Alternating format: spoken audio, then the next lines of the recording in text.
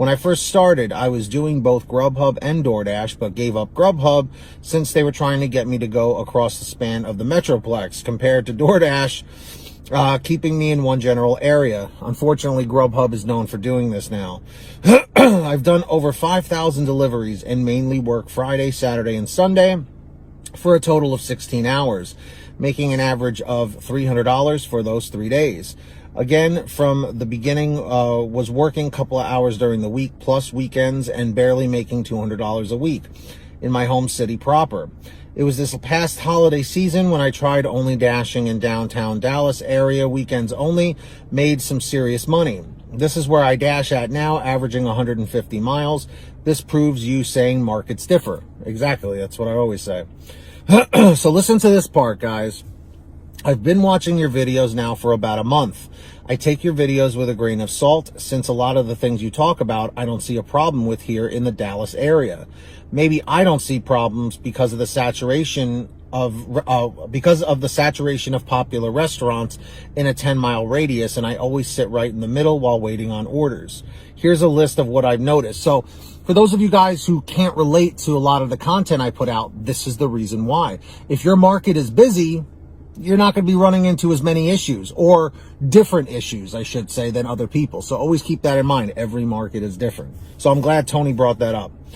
So he said, number one, top dasher. I've been a top dasher status 95% of the time. The times I'm not, I can still dash anytime with scheduling. So here I see the only perk of top dasher is when it's slow, we get first dibs on orders. Number two, we have dash on the way option, which means as soon as we sign in, if we are not in our starting area or deliver out of starting area, the start area, we can still receive orders to fill on the way back in. Number three, stacked orders. These catch me off guard at times of making me go out of my acceptable driving distance since I accept the original order with them. Slipping in the second one, I operate on the $1 per mile method, which is good. Number four, pin location address does not always match where it's supposed to be. We'll rant more on this in a little while. Number five, bonus challenges. Haven't seen a decent one in a while. We did have the St. Patty's Day challenge though. Number six, safe deliveries. Still wish don't feel safe choice was an option for declining. Part of town don't mind delivering during daylight, but night comes total different story. And I've heard about that. Number seven, I am against collecting cash orders. So am I. Not going to do the return package orders if that starts. Also won't do weed orders if that ever comes to fruition.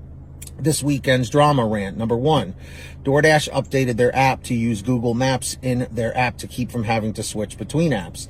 Turned that option off and went to Waze due to pinned location being off from direction I was coming in at to pick up the order. Was saying I wasn't at the store yet, keeping the screen from switching to proceed to deliver mode. Number two, same issue dropping off that order. Pinned location was on the other side of the apartment complex. Had to call DoorDash to clear out. Their solution, reinstall the app to correct the problem. No, they need to fix their pinning, or Google does. Number three, now for tonight's drama to see what comes of it. I pick up a liquor order at 8:15. I go to the address given. End up the address is wrong. Call the customer to find out. Correct address is at the other end of the street according to the customer. For original address, couldn't see the number on the house or curb, and street was dark. Got out of my car to see the description of the car in the driveway to text and see if I was at the correct house. Thought I was going to get my ass whooped by the owner of that property, thinking I was there to steal or something. Luckily, was able to show him my screens on my phone to prove what I was doing. So I typed in the new address, went to where it was supposed to be. Strike two. Once again, address pinning issue. Called DoorDash to let them know the situation. Their solution, make sure you're using Google Maps. I told them I was, and the address is nowhere to be found in that location. Now it's 9 p.m. When order is resolved, canceled. Problem being, liquor stores close at 9 p.m. in Texas and don't reopen till Monday. No way to return to prove from my end that the customer didn't get their order. Support told me just throw it away and don't worry about it. I don't drink, so now I have a bottle to gift to someone. Guess I'll be waiting to see what happens now. You're more than welcome to use any of this in your videos. Thank you for your ear and time. Good luck in your market. DoorDasher Tony.